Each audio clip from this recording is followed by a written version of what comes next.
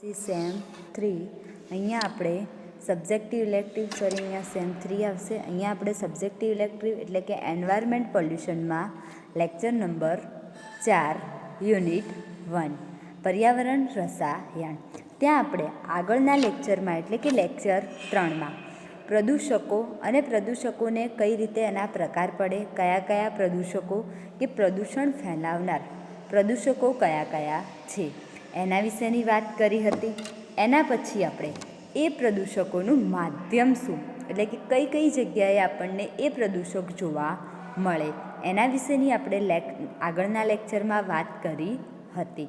હવે અહીંયા આજે લેક્ચર 4માં કે ઓડમ નામના વૈજ્ઞાનિકના મંતવ્ય મુજબ પ્રદૂષકોને 2 ભાગમાં વહેંચવામાં આવે છે. જે પ્રદૂષકો પ્રદૂષણ ફેલાવે છે એ પ્રદૂષકને 2 ભાગમાં વહેંચવામાં આવે છે. એક વૈજ્ઞાનિકના મંતવ્ય મુજબ આપણે એને 2 ભાગમાં વહેંચ્યું છે. તો કે સૌપ્રથમ પહેલો કે નાશ ન પામે એટલે કે એને સળગાવવામાં આવે કે ક્યાંય જમીનમાં દાટી દેવામાં આવે તો પણ એ પ્રદૂષકો શું કરશે, નાશ પામતા નથી. નાશ ન પામે તેવા પ્રદૂષકો નોન ડિગ્રેડેબલ કે જેનો નાશ ક્યારેય પણ થશે નહીં એવા પ્રદૂષકો વિશેની આપણે વાત કરીએ. તો કે આવા પ્રદૂષકોમાં કેન્ડમ, મર્ક્યુરીના ક્ષાર, જે મર્ક્યુરીનો પારો આપણે Hg એના ક્ષાર, ફિનોલયુક્ત સંયોજનો, જે પણ સંયોજનો આપણે રાસાયણિક સંયોજનો છે કે જે ફિનોલયુક્ત એટલે કે બેન્ઝીન રિંગ ઉપર જે આપણને OH જોવા મળે એને આપણે શું કહેવાય, ફિનોલ. તો કે ફિનોલયુક્ત સંયોજનો, આ જે ફિનોલનો ઉપયોગ કરી અને નવા જે સંયોજનો બનાવવામાં આવે એવા સંયોજનો.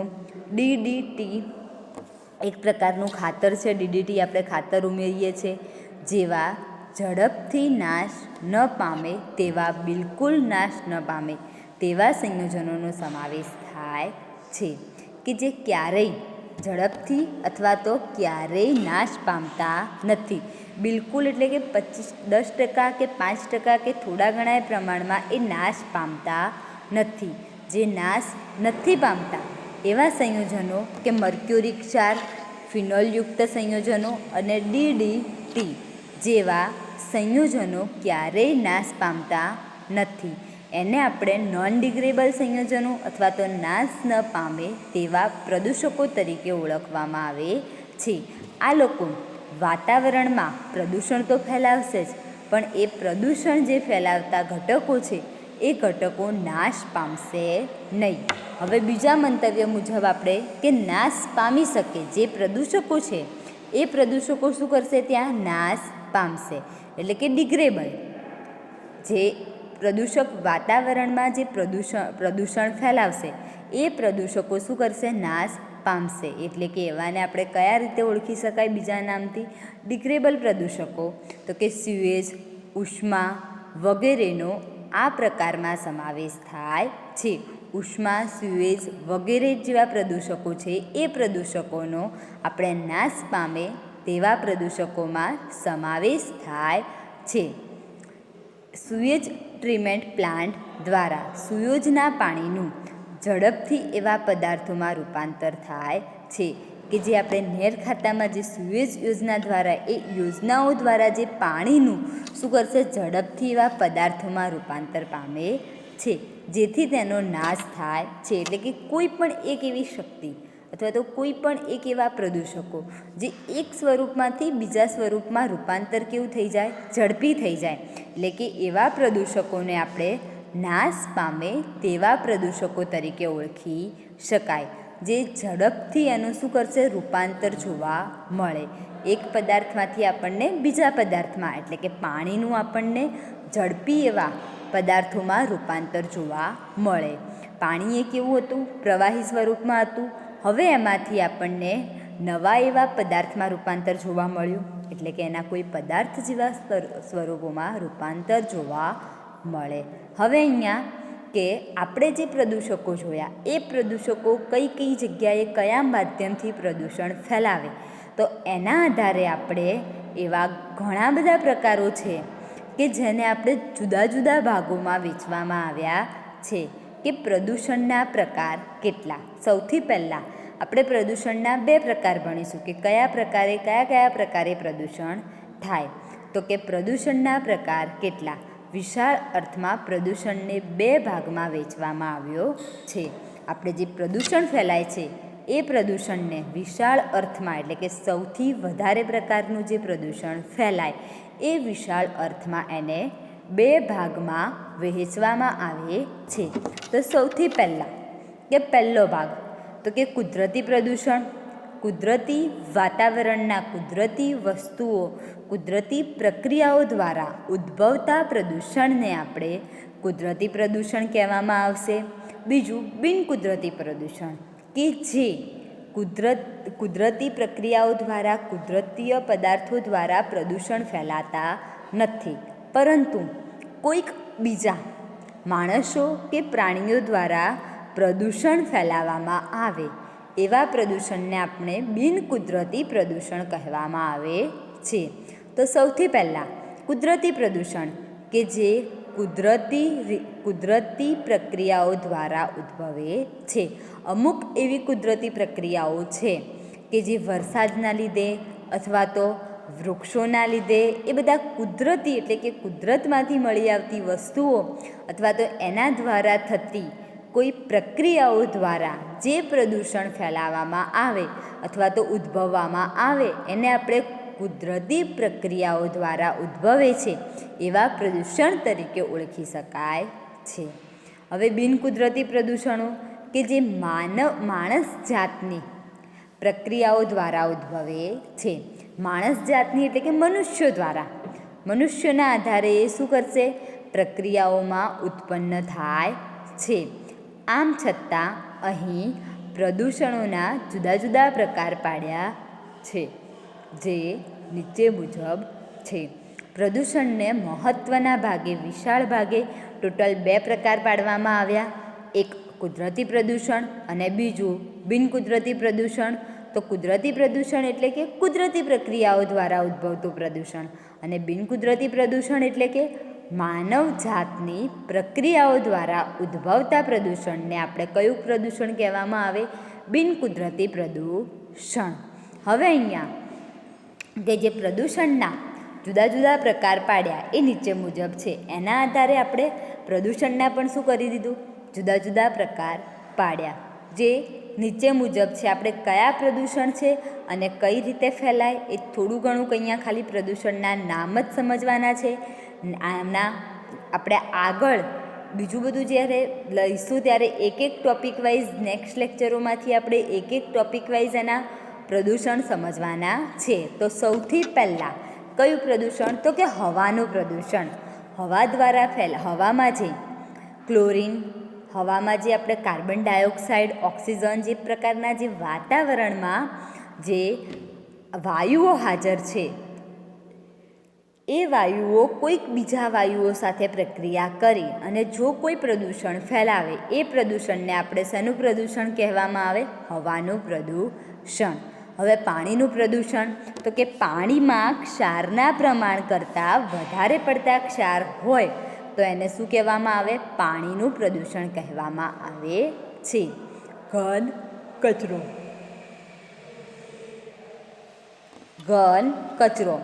જે ઘન કચરો એટલે કે જે આપણે બહાર ઘન કચરો એટલે કે સોલિડ કચરો જે બહાર ફેંકી દેવામાં આવે એ કચરો આપણે કોઈ જમીન ઉપર કે ગમે ત્યાં પડ્યો રહે તો એ કચરો કોહવાય નહીં. જ્યાં સુધી એનો કોઈ નાશ થાય નહીં ત્યાં સુધી એ શું કરશે? જમીન પર પણ પ્રદૂષણ ફેલાવશે અને બહાર વાતાવરણમાં પ્રદૂષણ ફેલાવે છે. એના પછી ચોથું કે જમીનનું પ્રદૂષણ. જમીન ઉપર વધારાના આ જે ઘન કચરાના લીધે પણ આપણે શું કરવામાં આવે? જમીન ઉપર વધારાનું પ્રદૂષણ ફેલાય છે. દરિયાનું પ્રદૂષણ. જો દરિયામાં કોઈ કેમિકલવાળું પાણી છોડી મૂકવામાં આવે અથવા તો એના પાણીમાં કોઈ એવા રાસાયણિક પદાર્થો ઉમેરી દેવામાં આવે અથવા તો એમાં કોઈ રાસાયણિક પ્રક્રિયાઓમાં ફેરફાર થાય તો પણ એમાં શું થાય? દરિયાનું પ્રદૂષણ જોવા મળે. અવાજનું પ્રદૂષણ એટલે કે ધ્વનિનું પ્રદૂષણ. બહારથી કોઈ લાઉડસ્પીકર ઉપરથી વધારે પડતો અવાજ આવતો હોય તો પણ આપણે એને શું કહેવામાં આવે? અવાજનું પ્રદૂષણ કહેવામાં આવે છે. રેડિયો એક્ટિવ પ્રદૂષણ, જે આપણે યુરેનિયમ, થોરિયમ જેવા જુદા જુદા પ્રકારના જે તત્વ છે, રેડિયો એક્ટિવ તત્વ, એ તત્વ દ્વારા પણ અમુક વખતે શું જોવા મળે? એમાં પણ આપણને રેડિયો એક્ટિવ પ્રદૂષણ જોવા મળે. અને ઉષ્મીય પ્રદૂષણ એટલે કે ઉષ્માનું જે બાહ્યતમ વાતાવરણ છે એમાં પણ એના પ્રદૂષણોમાં આપણને શું જોવા મળે? ફેરફાર જોવા મળે છે. તો હવે અહીંયા કે આ જે બધા જ પ્રદૂષણ જોયા એ દરેકે દરેક પ્રદૂષણમાં અડધા એવા પ્રદૂષણ છે કે જે કુદરતી પ્રદૂષણ છે અને અડધા એવા પ્રદૂષણ છે કે જે કૃત્રિમ પ્રદૂષણ છે. હવે હવાનું પ્રદૂષણ, જો હવામાં કોઈ બહારથી ફેક્ટરીઓમાંથી, મિલમાંથી ધુમાડા આવતા હોય તો પણ એ શું થાય? હવાનું પ્રદૂષણ. અને જો કુદરતી વાયુઓ, કોઈ બે પ્રકારના વાયુઓ ભેગા થઈ અને એમાં વધારાનું કંઈ પ્રદૂષણ ફેલાવે તો આપણે એને કુદરતી પ્રદૂષણ કહેવામાં આવે. એટલે કે હવાનું પ્રદૂષણ કેવું છે? કુદરતી રીતે પણ જોવા મળે અને કૃત્રિમ રીતે પણ જોવા મળે. એવી જ રીતે પાણીનું પ્રદૂષણ પણ બિનકુદરતી અથવા તો કે કૃત્રિમ, બિનકુદરતી અથવા તો કૃત્રિમ અથવા તો કુદરતી. તો કે પાણીનું પ્રદૂષણ પણ કેવું છે? આપણને બંને પ્રકારે જોવા મળે. ઘન કચરો, એ ઘન કચરો ફક્ત કોના દ્વારા જોવા મળે?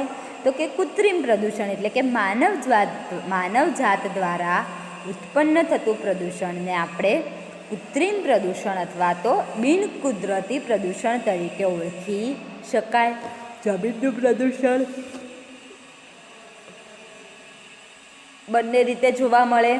દરિયાનું પ્રદૂષણ બંને રીતે જોવા મળે. અવાજનું પ્રદૂષણ એ શું કરશે? બંને રીતે જોવા મળશે. રેડિયો એક્ટિવ પ્રદૂષણ બંને રીતે જોવા મળે.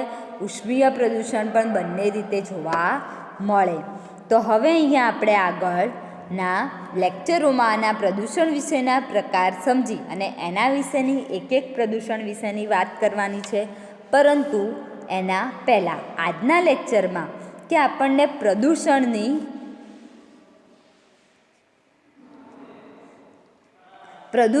અસરો, કયા પ્રકારે પ્રદૂષણની અસરો જોવા મળે તો એના વિશેની આપણે વાત કરીએ કે પ્રદૂષણની અસરો. તો કે પ્રદૂષણ આપણને કઈ અસરોથી, ઘણી બધી એવી અસરો છે કે તે પૈકી કેટલાકની આપણી પાસે જાણકારી, પરંતુ કેટલીક અસરો એવી છે કે જેની હજુ સુધી કોઈ શક્ય બની નથી.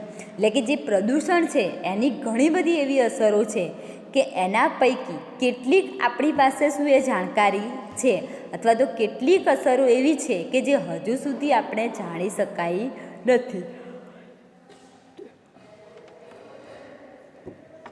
કઈ અસરથી જોવા મળશે અને એના આધારે આપણને જુદી જુદી અસરોની આપણે વિગતવાર સમજૂતી જોવાની છે.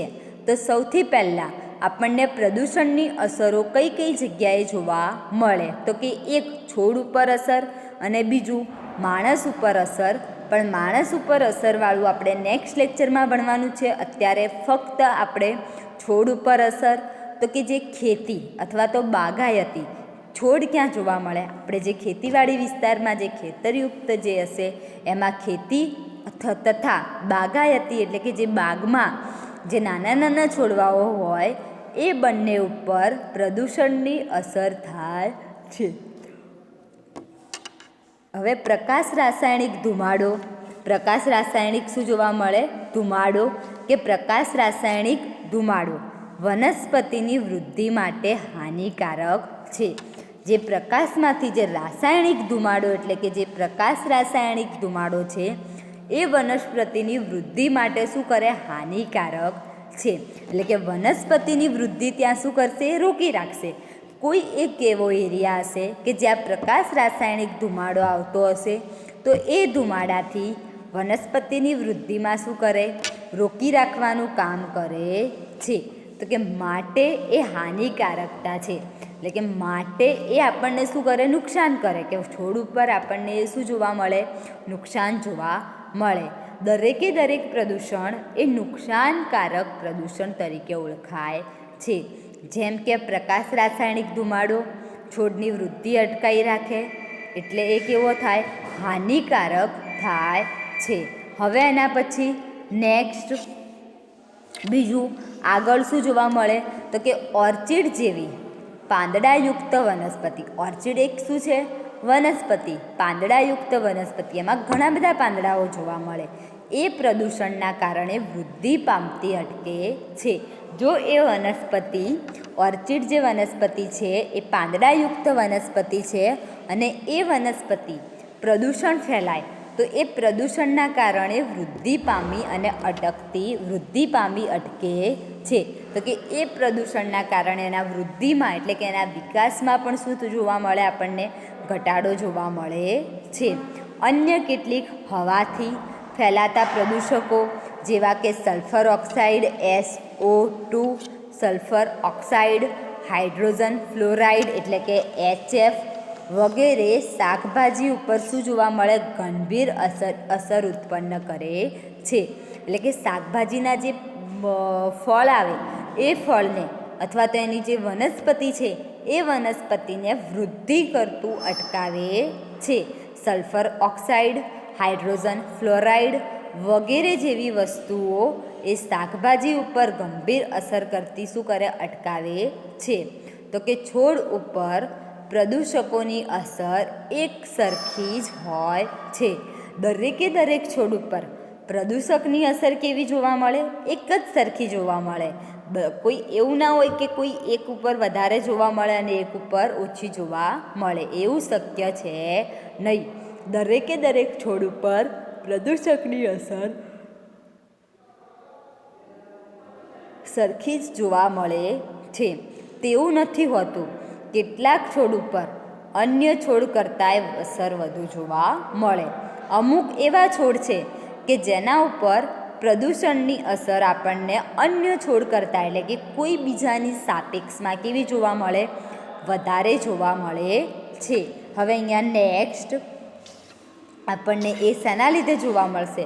તો કે કેટલીક વાર છોડ ઉપર પ્રદૂષકોની વણ અપેક્ષિત અસર જોવા મળે છે. વણ અપેક્ષિત એટલે કે જેની આપણે વર્ણના પણ કરી ના હોય, જેના વિશે આપણે ક્યારેય વિચાર્યું પણ હોય નહીં. જેમાં પ્રદૂષણના કારણે છોડના જીવન વધવાના કિસ્સાનો પણ સમાવેશ થાય છે અને એના પ્રદૂષણોના કારણે છોડના જીવનમાં એટલે કે જીવનની જે વૃદ્ધિ વધવાની જગ્યાએ શું જોવા મળે? ઘટાડો પણ જોવા મળે છે. એ કિસ્સાઓના પણ સમાવેશ થાય છે. તો કે એમાં કયા પદાર્થો વધારે ઉપયોગમાં લેવા, કયા પદાર્થોના લીધે વધારે આપણને નુકસાન પહોંચાડે છે, પ્રદૂષણ ફેલાવે છે? તો કે એમાં કયા પદાર્થો આવશે? તો કે ફોસ્ફરસ એટલે કે P, નાઇટ્રોજન N તથા કાર્બન એટલે કે C દ્વારા આવી અસરો પણ જોવા મળે છે. જે ઉપર પ્રમાણેની અસરો છે, જે છોડ ઉપર લાગુ પડતી અસરો એ કયા? તો કે ફોસ્ફરસ, નાઇટ્રોજન અને કાર્બન. અહીંયા સૌથી પહેલાં આપણે આગળ જોઈએ કે આ ચેપ્ટરમાં તો કે ધુમાડા, પ્રકાશીય ધુમાડો એ વનસ્પતિની વૃદ્ધિને અટકાવે છે. ધુમાડો શેનો? એટલે કે કાર્બન ડાયોક્સાઇડ હાજર હોય એટલે કે ત્યાં ધુમાડામાં શું હાજર હોય? C હાજર હોય. તો એ શું કરશે? લાંબા ટાઈમ સુધી ત્યાં રોકાઈ ના રહે અથવા તો થોડાક સમય પછી એના લક્ષણો જોવા મળે પણ ખરી અને ના પણ મળે અથવા તો લાંબા સમય સુધી જોવા મળે. તો કે એ ધુમાડો વનસ્પતિની વૃદ્ધિને અટકાવે છે. એટલે કે ફોસ્ફરસ, નાઇટ્રોજન અને કાર્બન જેવા અમુક તત્વો જે વનસ્પતિની અસર પર શું કરે? વધારે અસર જોવા મળે છે. હવે બીજું એક શું કીધું કે ઓર્ચિડ જેવી વનસ્પતિ પાંદડાયુક્ત વનસ્પતિ છે, પણ એના કારણે એના પાંદડામાં પણ શું કરે? વૃદ્ધિ જે થતી હશે એ વૃદ્ધિ અટકાવે છે. પછી શાકભાજી ઉપર શું થાય? ગંભીર અસર ઉત્પન્ન થાય છે. એટલે કે શાકભાજી ઉપર જે ફળ પાકે અથવા તો જે શાકભાજીનો સંપૂર્ણ વિકાસ થવો જોઈએ એ વિકાસ થાય નહીં. તો કે sulphur dioxide, hydrogen fluoride, phosphorus જેવા આપણે જે જુદા કીધા એમ બીજા પણ 2 તત્વો આવશે કે સલ્ફર ડાયોક્સાઇડ. બીજા કયા આવશે? સલ્ફર ડાયોક્સાઇડ અને હાઇડ્રોજન ફ્લોરાઇડ. છોડ ઉપર પ્રદૂષકોની અસર એક સરખી જ હોય છે. તેવું નથી હોતું કે એક જ છોડ ઉપર જેટલા બી પાંદડા હોય એમાં દરેક પાંદડા ઉપર પ્રદૂષકની અસર એક જ જેવી હોય, એવું શક્ય હોતું નથી. તો કે છોડ ઉપર અન્ય છોડ કરતાં વધુ અસર જોવા મળે છે. અને અહીંયા નેક્સ્ટ કે કેટલીક વાર છોડ ઉપર પ્રદૂષકોની વણ અપેક્ષિત અસરો જોવા મળે છે, જેમાં કે આપણને પ્રદૂષણના કારણે જીવન વધવાના કિસ્સાઓમાં પણ સમાવેશ થાય છે. અને કયા કયા પ્રદૂષણો એ આપણને છોડ ઉપર જોવા મળશે, કયા કયા પ્રદૂષકોથી છોડ ઉપર આપણને પ્રદૂષણ ફેલાય, તો કે ફોસ્ફરસ, નાઇટ્રોજન અને કાર્બન. આજે આપણે નોન ડિગ્રેબલ એટલે કે નાશ પામે તેવા પ્રદૂષકો, નાશ ન પામી શકે તેવા પ્રદૂષકો અને પ્રદૂષણના પ્રકાર વિશેની વાત કરી. ઓકે મિત્રો, થેન્ક યુ. નેક્સ્ટ લેક્ચરમાં આપણે જુદા જુદા પ્રદૂષણ વિશેની વાત કરવાની છે. અને એક જ વસ્તુ જોઈ છોડ ઉપરના પ્રદૂષણો, બાકીના પ્રદૂષણોની કઈ કઈ અસર ક્યાં જોવા મળે એ આપણે નેક્સ્ટ લેક્ચરમાં જોઈશું. Thank you.